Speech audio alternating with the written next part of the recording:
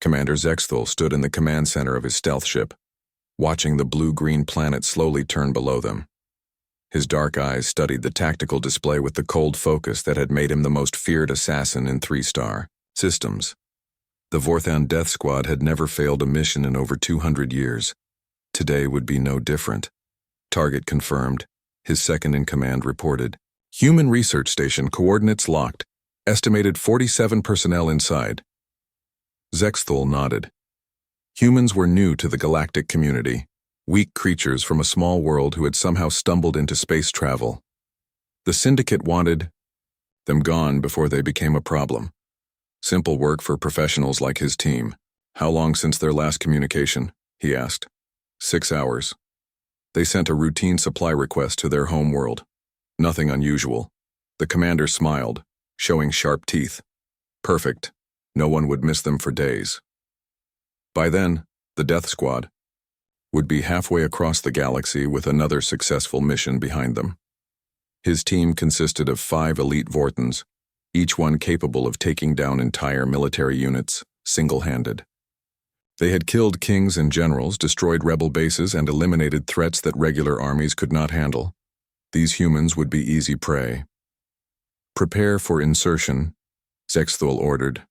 Standard protocol, no survivors, no evidence. Far below on Kepler 442b, Dr. Emma Collins looked up from her computer screen as another alert flashed across her monitor. The atmospheric sensors had detected something entering the upper atmosphere 3 hours ago, but the signature was too small to be a supply ship. She walked to the main communication station and tried to contact the orbital defense platform, but got only static. That was strange. The platform always responded within seconds. Hey, Nick, she called to her research partner. Can you try raising the defense platform? I'm getting nothing but interference. Dr. Nick Peterson looked up from his work and shrugged. Probably just solar storm activity. Happens all the time out here. Emma frowned. Something felt wrong. She had spent 5 years on frontier worlds, and she had learned to trust her instincts. Her fingers moved across the communication panel, switching to the emergency military frequency. This is Research Station Kepler 442b, requesting priority. Communication with Earth Military Command. We may have a security situation. The reply came back within minutes, but it was not from Earth. The voice that answered was calm and professional, with a slight accent she could not place. Research Station Kepler 442b. This is Lieutenant Colonel Jake Matthews, Delta Force Team 7. We received your distress beacon. What is your situation? Emma blinked in surprise. I didn't send a distress beacon. Your station's automatic systems did. Hostile contact detected in your orbital space 40 minutes ago. We're already en route to your position. ETA 12 minutes.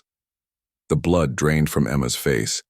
She had never heard of Delta Force Team 7, but any military unit responding this fast to a frontier research station had to be something special. And if they were coming, that meant the threat was real. How many hostiles are we looking at? She asked. Unknown. Recommend you begin emergency protocols immediately. Move all personnel to the center of your facility and await our arrival. Meanwhile, in the void above the planet, Zexthul studied his tactical display with growing confusion. His ship's sensors had detected an incoming vessel, but it was too small to be a military transport and too fast to be civilian. What kind of ship is that? He asked his pilot. Unknown configuration. It appears to be some kind of human design, but I've never seen anything like it. The commander felt a small flicker of unease. The Death Squad's intelligence network was the best in the galaxy.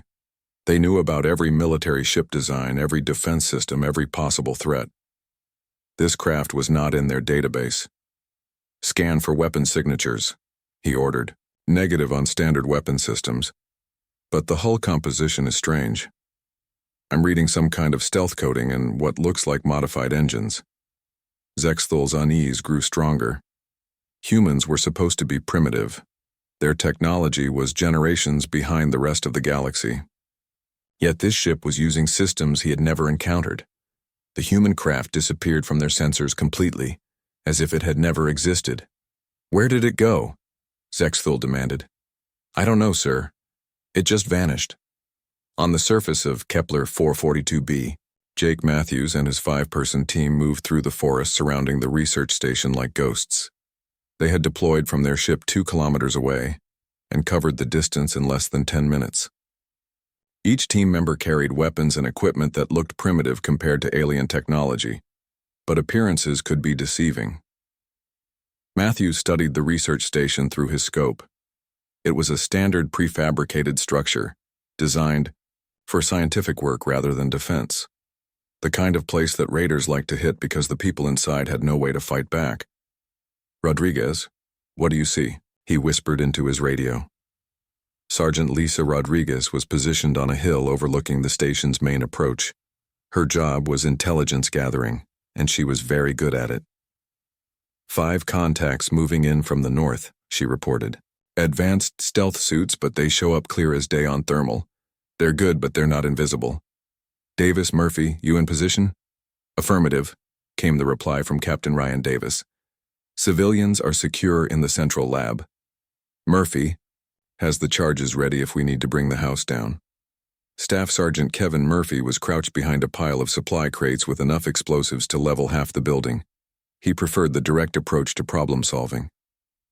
Foster, how's our communication blackout coming along? Technical Sergeant Amy Foster was hunched over a collection of electronic equipment that looked like it had been built from spare parts.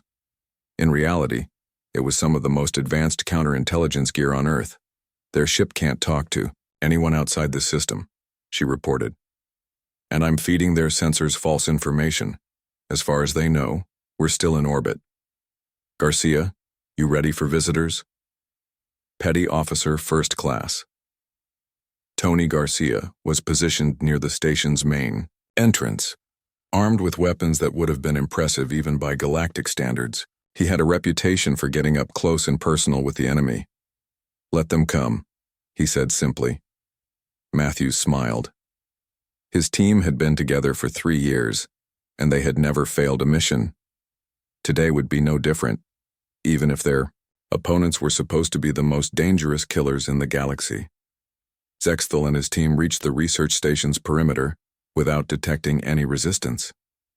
The humans inside were probably cowering in fear, as most species did when the death squad came calling. This would be over quickly. He signaled his team to spread out and approach from multiple angles. Standard procedure for eliminating a fixed target. They had done this hundreds of times before. The first sign that something was wrong came when his second-in-command stepped on what looked like empty ground and triggered a motion sensor that shouldn't have existed. The device was so well hidden that even Vorthon sensors had missed it. Contact front, Rodriguez whispered into her radio.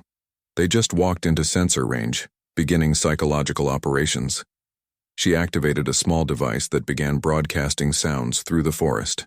To the Vorthons, it sounded like whispers in their own language, talking about death and failure. It was an old human trick, but it was new to them. Zexthal felt his confidence begin to crack. The death squad was walking into a prepared ambush, something that had never happened before in their long history. These humans were not the helpless prey they had expected. They were predators, and they had been waiting. Zexthal crouched behind a fallen tree and tried to understand what was happening. His team had been moving toward the research station for 20 minutes, but every step felt wrong. The forest around them seemed alive with threats they could not see. His communications specialist whispered into his radio, "Commander, I'm picking up strange signals. Someone is jamming our frequencies, but the pattern keeps changing." The Vorthon leader cursed under his breath. In 200 years of operations, no one had ever successfully jammed Death Squad communications. Their equipment was the best in the galaxy, designed to work in any environment against any enemy. "Can you break through it?" he asked. "I'm trying, but whoever is doing this knows our systems better than we do." 50 meters away, Amy Foster smiled as she watched the alien communication attempts fail one after another. She had spent the last 3 days studying captured Vorthon technology, learning how their systems worked. Now she was using that knowledge against them. "Their command ship is completely cut off," she reported to Matthews. "They can't call for backup, and they can't retreat without looking like cowards." Matthews nodded from his position overlooking the station.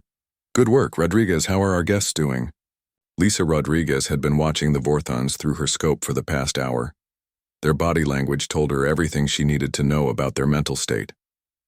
They're getting nervous, she reported. The psychological warfare is working. Their leader keeps looking around like he expects an attack from every direction. That's because he should, Matthews replied. Garcia, Murphy, you ready? Tony Garcia was positioned near the station's main entrance, but he wasn't waiting for the enemy to come to him. He had been moving through the forest like a shadow, getting closer to the alien infiltrators with each passing minute. I count 5. Targets, he whispered. 2 are trying to circle around to the back entrance. I can take them both before they know what hit them. Negative, Matthews said. Let them think they're in control for now. We want them confused, not dead. Not yet. Kevin Murphy was crouched in a maintenance tunnel beneath the research station, surrounded by enough explosives to level the entire building. But his job wasn't destruction, it was misdirection. Charges are set to make a lot of noise and smoke, but no real damage, he reported. When you give the word, I can make them think the whole place is coming down. Captain Ryan Davis was inside the research station with the civilian scientists, but he wasn't hiding. He was preparing. The building had been turned into a fortress in the 3 hours since Matthews' team had arrived. Civilians are secure in the central lab, he reported. I've sealed all the entrances except the ones we want them to use.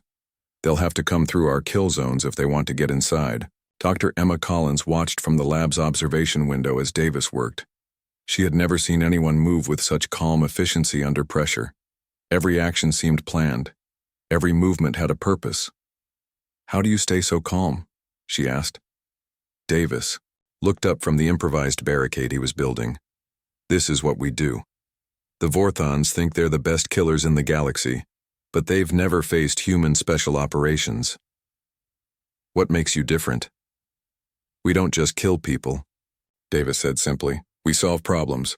And right now, the problem is how to convince the galaxy's most feared assassins that they picked the wrong target. Outside, Zexthal was beginning to realize that his team had walked into something they had never encountered before. The humans weren't running or hiding. They were hunting. His sensor specialist had been trying to get a clear reading on the research station for an hour, but the scans kept showing impossible results. Sometimes the building appeared empty. Sometimes it showed dozens of life signs. The data made no sense. Sir, I think they're feeding us false information, the specialist reported. How is that possible? Zexthal demanded. Their technology is primitive compared to ours. I don't know, but every scan gives us different results. Either there's massive system failure, or someone is playing games with us. Amy Foster was indeed playing games. Her jury-rigged electronic warfare suite was broadcasting false sensor data while simultaneously mapping the alien equipment. Every scan they attempted taught her more about their capabilities. I've got a complete profile on their gear now, she reported to Matthews. Their stealth suits work by bending light around them, but they still show up on infrared. Their weapons use plasma charges that take 3 seconds to build up before firing. And their armor has a weak spot at the neck joint where the cooling system connects. Matthews smiled. Intelligence was the foundation of every successful operation. Know your enemy better than they know themselves, and you had already won half the battle. Rodriguez, start phase 2. Lisa Rodriguez activated a different set of psychological warfare tools. This time, instead of whispers, she began broadcasting the sounds of human voices speaking in calm, professional tones. The words were in English, but the tone was unmistakable. It was the sound of predators discussing their prey. Target 1 is moving toward the east entrance, one voice said. Recommend we let him get within 10 meters before engagement. Copy that. Target 2 is attempting to access the communications array. Should we disable him now or wait? Wait. Let them think they have a chance. The Vorthons heard every word through their universal translators, and the effect was immediate. These weren't the panicked civilians they had expected to find. These were professional soldiers, and they were talking about the death squad like they were training targets. Zexthal felt something he had not experienced in decades. Fear. Not the healthy caution that kept good soldiers alive, but genuine, fear of an enemy that seemed to know his every move before he made it. "Fall back to position 2, he ordered his team. "We need to reassess the situation." But as his team began to withdraw, they discovered something that shook them even more. Their retreat routes had been blocked, not with obvious barriers or traps, but with subtle obstacles that forced them to move in predictable patterns. Tony Garcia had been busy during the past hour. While the aliens focused on the research station, he had been preparing the forest around them. Fallen trees had been moved to create natural funnels. Sensor devices had been placed to track movement. Escape routes had been quietly eliminated. "They're trying to pull back," he reported to Matthews. "But they're moving exactly where we want them to go." Kevin Murphy had emerged from his tunnel and was now positioned in the forest with a clear line of sight on the alien withdrawal route. His weapon wasn't one of the plasma rifles that most galactic soldiers used. It was a simple projectile weapon that fired solid metal bullets at high velocity. "I have clean shots on 3 of them," he reported. "Just say the word." Matthews considered his options. His team could end this fight in seconds if they wanted to. The Vorthans were skilled, but they were operating in an environment that had been completely controlled by human special forces for hours. But killing them quickly wouldn't serve the larger purpose. The galaxy needed to learn that humans weren't just another primitive species. They were something much more dangerous. Negative on the kill shots, Matthews decided. "We're going to let them live long enough to spread the word. But first, they need to understand exactly what they're dealing with." He switched to an open communication channel that the Vorthans would be able to hear. "Attention, Vorthan Death. Squad," he said in a calm, professional voice. "You are surrounded by human special operations forces. You have 30 seconds to surrender, or we will demonstrate why even the galaxy's deadliest killers have learned to avoid us." The silence that followed was deafening. The 30 seconds stretched into what felt like an eternity. Zexthel stared at his communication device, unable to believe what he had just heard. No one had ever demanded the surrender of a Vorthan death squad. The very idea was impossible. His hands shook slightly as he considered his options. Surrender was not in their vocabulary. They were the hunters, not the hunted. Yet every instinct screamed that they had walked into something far beyond their experience. "Commander," his weapons specialist whispered, "I'm detecting movement in all directions. They have us completely surrounded." Zexthel activated his team's private communication channel. "How many are we facing?" "Unknown. The sensor readings don't make sense. Sometimes I count 6 targets, sometimes 20. Their stealth technology is unlike anything in our database." The truth was simpler than the Vorthans could imagine. Jake Matthews and his 5-person team had spent years perfecting the art of making small units seem much larger. It was all about timing, positioning, and knowing how to use the enemy's own equipment against them. "Time's up," Matthews announced over the open channel. "You chose poorly." What happened next would become legend in criminal circles across 3 star systems. The humans didn't attack with overwhelming force or advanced weapons. Instead, they demonstrated something far more terrifying: perfect coordination and complete battlefield control. Lisa Rodriguez initiated the demonstration by activating a device that sent a pulse through the Vorthan communication systems for exactly 3 seconds. Every piece of alien equipment shut down completely. Their weapons, their armor, their sensors, everything went dark. In those 3 seconds, Tony Garcia moved. He had been studying Vorthan combat techniques for months, learning their strengths and weaknesses. He knew that when their equipment failed, they would instinctively group together for mutual protection. He was waiting for them. The first Vorthan to realize their equipment was failing spun around to warn his teammates and found Garcia standing less than 2 meters away. The human soldier was holding a simple combat knife, nothing more advanced than what Earth warriors had used for thousands of years. But Garcia wasn't just any warrior. He was a specialist in close-quarters combat, trained to fight in situations where technology failed and only skill mattered. The Vorthan reached for his backup weapon and discovered that human reflexes were much faster than anyone had told them. Garcia's knife found the weak spot in the alien's neck armor with surgical precision, not to kill, but to disable the suit's life support systems. The Vorthan collapsed, alive but helpless, as his armor's emergency protocols activated. By the time the alien equipment came back online, one member of the death squad was down, and the humans had vanished back into the forest like ghosts. "Report!" Zexthul shouted into his radio. "Kexvar is down," came the shaky reply. "His suit is offline, but he's alive. I don't understand how they moved so fast." Amy Foster smiled as she monitored the alien communications. The electromagnetic pulse had been her idea, but the timing had required perfect coordination between all team members.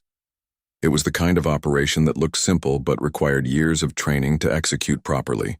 "They're starting to panic," she reported to Matthews. "Their leader is trying to maintain control, but his team is losing confidence fast."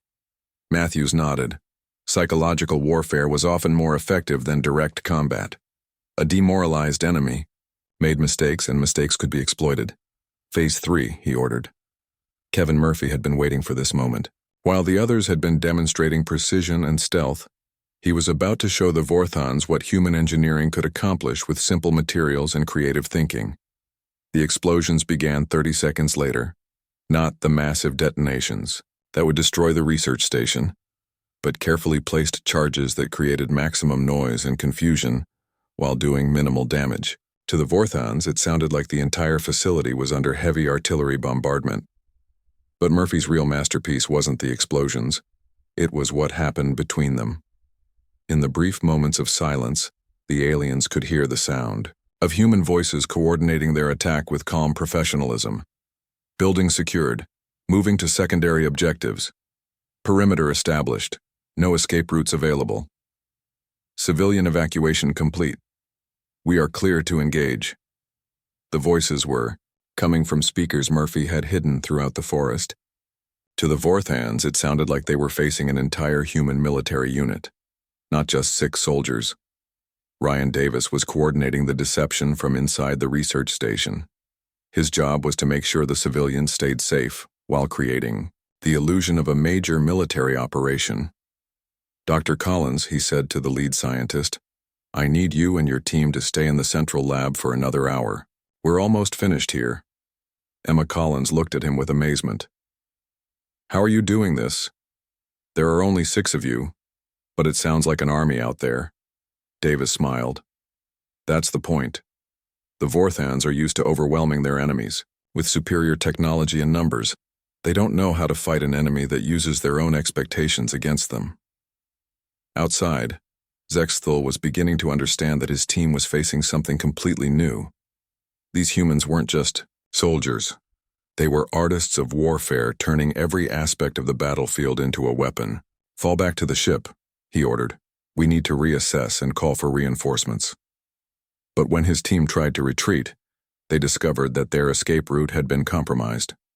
The path back to their landing site was blocked by what appeared to be a major human military position, complete with heavy weapons and coordinated defensive positions.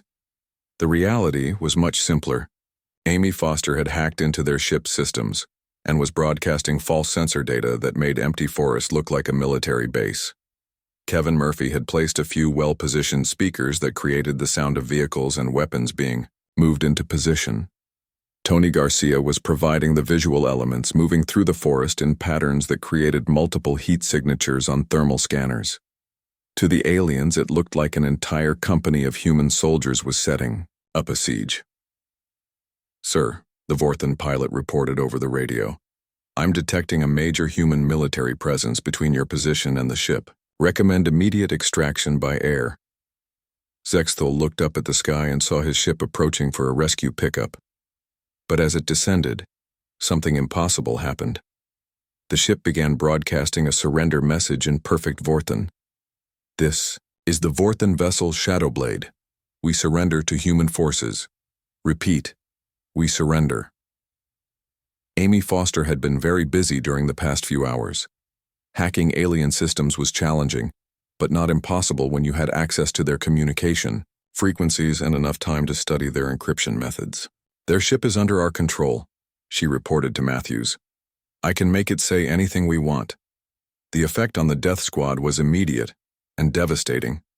Their escape route was gone, their ship was compromised, and they were surrounded by what appeared to be overwhelming human forces.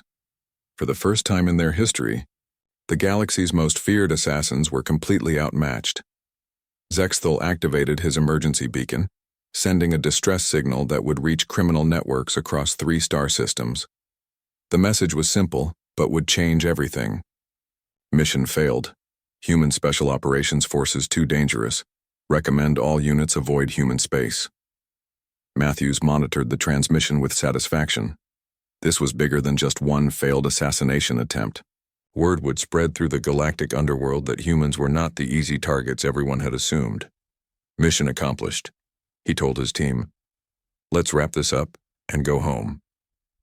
The Vorthans found themselves facing a choice they had never imagined: surrender to humans or die trying to fight an enemy that had turned their own expertise against them. They chose surrender. The news spread through the galaxy's criminal networks like wildfire. Within hours of Zexthal's emergency transmission, every crime boss, mercenary leader, and assassin guild had received the same impossible message. The Vorthon Death Squad, terror of 1,000 worlds, had surrendered to 6 human soldiers. Overlord Krux sat in his command throne on the space station that served as headquarters for the Galactic Criminal Syndicate. Around him, holographic displays showed the panicked communications flooding in from across 3 spiral arms. Every criminal organization was asking the same question: how was this possible? Bring me everything we have on human military capabilities, Krux ordered his intelligence chief. The reply came back within minutes, and it was not encouraging. Sir, our files on human special operations are nearly empty. We know they exist, but no one has ever encountered them and lived to provide detailed reports. Krux's 4 eyes narrowed as he studied the data. Humans had been part of the galactic community for less than 50 years. Their technology was primitive, their military forces small, their territory insignificant. Yet somehow, they had accomplished what no army in recorded history had managed. They had defeated the Death Squad without firing a shot. Get me a meeting with the Nexus Hunters, the Phantom Corps, and the Crimson Blades, he ordered. If the Vorthans have failed, we need to try a different approach. 3 days later, representatives from the galaxy's most dangerous killer organizations gathered in Krux's private conference room. Each group had a reputation that made entire star systems tremble. Together, they had toppled governments and eliminated threats that regular armies could not handle. The Nexus Hunter representative was a cybernetic creature called Unit 7, more machine than flesh, designed for perfect efficiency in killing. The Phantom Corps sent Commander Yeath, a shapeshifter who could become anyone or anything. The Crimson Blades were represented by War Chief Gorthak, a warrior whose species had conquered 12 worlds through personal combat alone.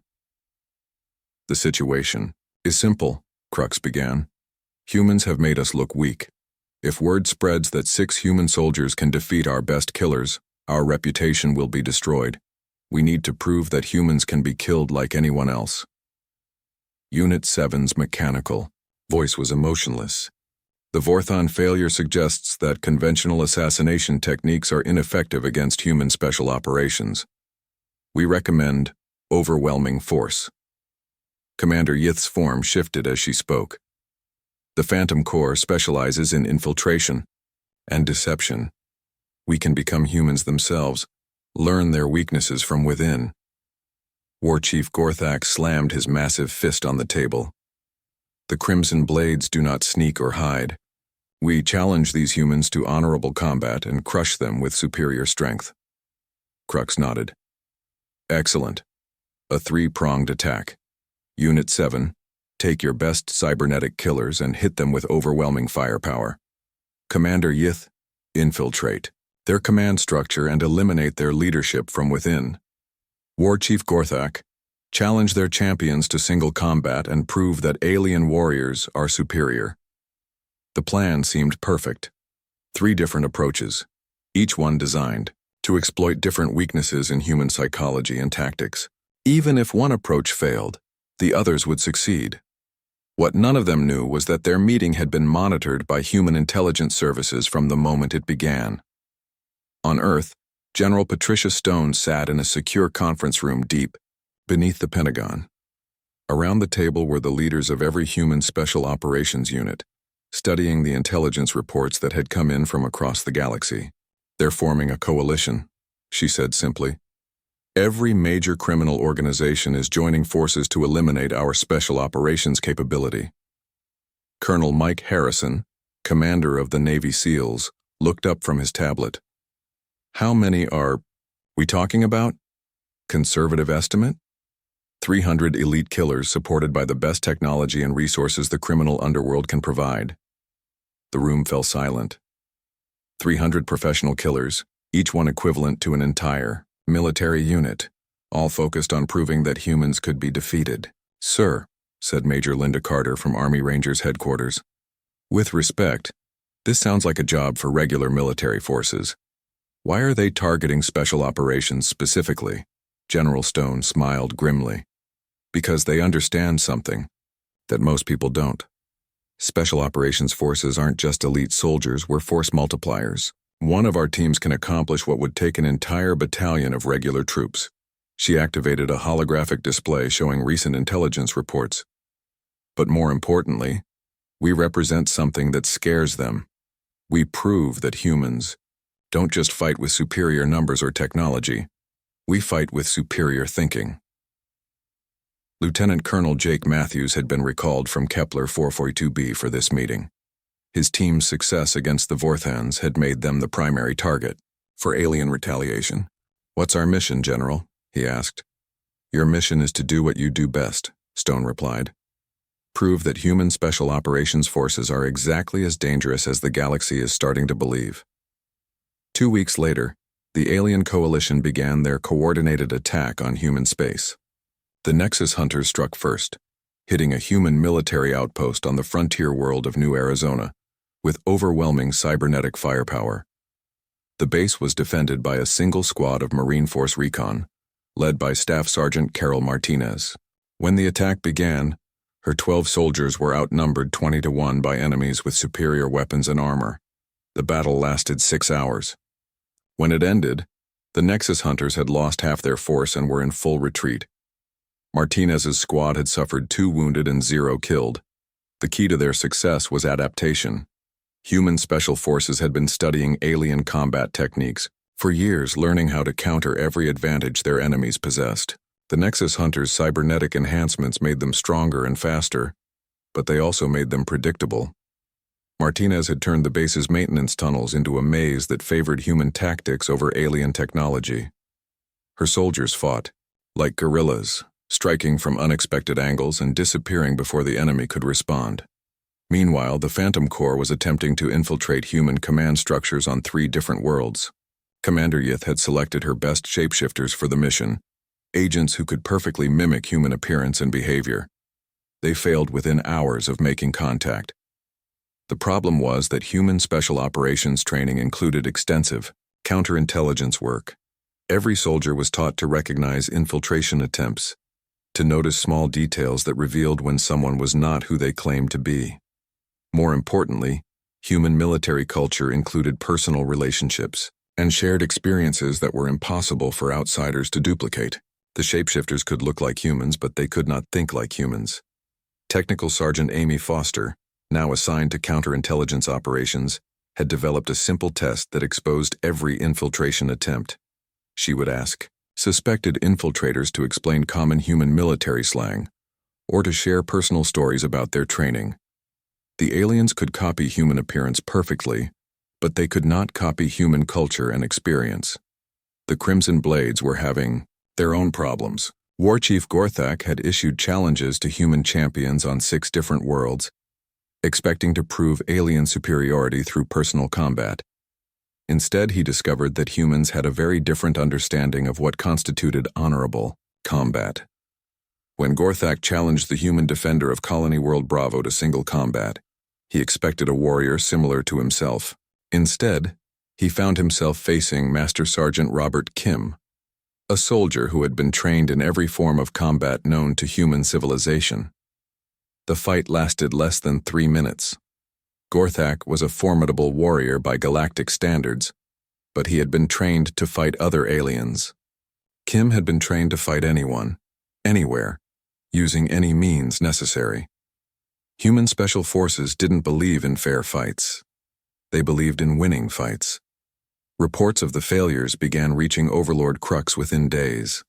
His carefully planned, three-pronged attack was falling apart, and the humans were making his best killers look like amateurs. Worse, every failure was being broadcast across criminal communication networks. The reputation of the Galactic Criminal Syndicate was being destroyed by a species that most aliens still considered primitive. "Sir," his intelligence chief reported, "we're receiving surrender requests from 17 different criminal organizations. They want to withdraw from the coalition." Crux felt something he had never experienced before: desperation. The humans weren't just defeating his forces, they were making him look weak in front of the entire galactic underworld. "Activate the final protocol," he ordered. "Bring in everyone, every killer, every assassin, every mercenary we can hire. I want every human special operations soldier dead, no matter what it costs." But as he gave the order, he couldn't shake the feeling that he was making a terrible mistake. The abandoned mining complex on Titan Station had been empty for 20 years. Its dark corridors and broken machinery made it the perfect place for what Overlord Crux had planned. He had gathered every available killer from across 3-star systems, over 500 of the galaxy's most dangerous assassins, mercenaries, and warriors. Their target was simple: 6 human soldiers who had made the entire criminal underworld look weak. Jake Matthews and his Delta Force team arrived at Titan Station, knowing exactly what they were walking into. Intelligence reports had been clear about the size of the force waiting for them: 500 professional killers against 6 human special operations soldiers. The odds would have terrified any normal military unit. For Matthews and his team, it was just another day at work. "Remember," Matthews told his team as their ship approached the station, "we're not here to kill 500 aliens. We're here to send a message to the entire galaxy." Lisa Rodriguez was studying the station's layout on her tactical display. The mining complex has 17 levels, multiple access points, and about 1,000 places to hide. It's perfect for guerrilla warfare. Tony Garcia was checking his equipment for the 3rd time. 500 targets in a confined space. I've had easier assignments, but not many more fun ones. Amy Foster was already working on her electronic warfare systems. I'm picking up communications from at least 12 different species. They're not used to working together.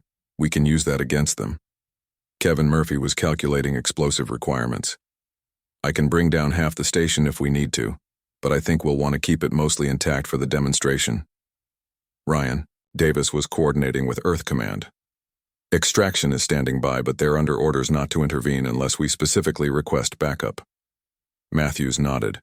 This mission wasn't about rescue or survival. It was about proving a point that would echo across the galaxy for generations. The human ship docked at Titan Station without any attempt at stealth or surprise. Matthews wanted every alien on the station to know they were coming. Fear was a weapon, and anticipation made it sharper.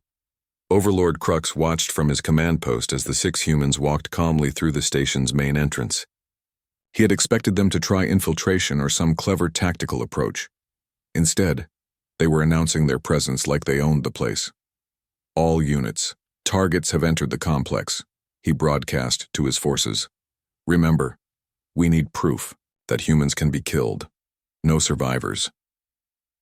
What happened next would be studied in military academies for centuries.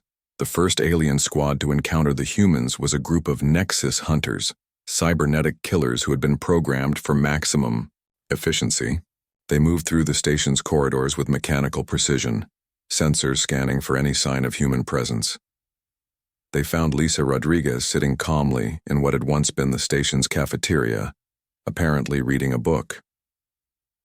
The Nexus hunters approached carefully, weapons ready, expecting some kind of trap. Rodriguez looked up as they entered, smiled, and said, "You're late. I've been waiting for 20 minutes." The lead Nexus hunter raised his weapon, but Rodriguez continued, talking. "Did you know that your cybernetic implants are vulnerable to electromagnetic interference? It's in your technical specifications, page 47. She activated a small device, and every Nexus hunter in the room collapsed as their systems overloaded. Rodriguez calmly returned to her book as if nothing had happened. Across the station, Tony Garcia was giving a demonstration in close-quarters combat to a group of Crimson Blade warriors. The aliens had cornered him in a maintenance tunnel, confident that their superior size and strength would guarantee victory. Garcia had other ideas. The tunnel was narrow, which meant the aliens could only attack him one at a time despite their numerical advantage. Garcia used this to his advantage, fighting each warrior individually while using their own bodies to block attacks from the others. The fight lasted less than 5 minutes. When it was over, Garcia stepped over the unconscious aliens and continued, deeper into the station. Amy Foster had found the station's central computer system and was having what could only be described as a conversation with it. Her fingers moved across alien keyboards as she accessed systems that should have been completely secure. "That's interesting," she said to herself as she discovered the station's original mining records. They never properly decommissioned the industrial equipment. She began activating systems that had been dormant for decades.